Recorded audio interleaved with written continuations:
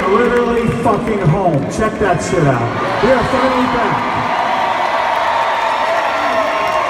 So before this whole tour started, I was sitting in the dressing room like fucking 2 years ago, and I was thinking, you know, how did this thing happen? And before Mötley Crüe, I took a Greyhound bus from Idaho to come to Hollywood, California, and I had this fucking idea, and thank God I had a fucking idea, because I got to meet Tommy and Vince and Nick, and we did this fucking insane dream. But for me, it even goes back a little bit farther. When I lived in Idaho with my grandparents, we lived in a trailer, population 4,000 people. My grandfather would drive to work every day, worked at a gas station, and he would come home and he would put the keys to his truck on the table, some change, and a pocket knife. I must have been 10 or 11 years old, and I would see that pocket knife. I thought to myself, I'm gonna have that. And then one day I took it. And the obvious thing happened, I got in trouble.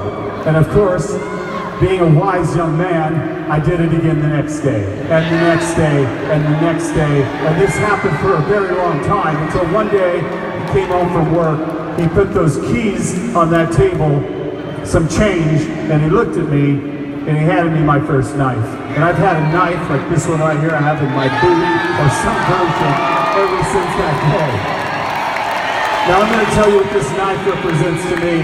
It's more than something that's forged in steel, but it's the idea of this. If you're out there and you want something to happen in your life, I don't care how small people tell you your dream is, if they tell you that you're not good enough looking, or you're too fat, or you're too skinny, or whatever it is, you just look at this knife and you remember, if you keep doing what you want over and over and over, you are going to make that shit come true. Am I right?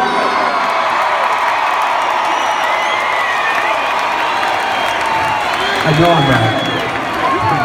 Somebody out there from California is going to do something fucking badass. And I feel very grateful that I get to be in this band, stand before you guys.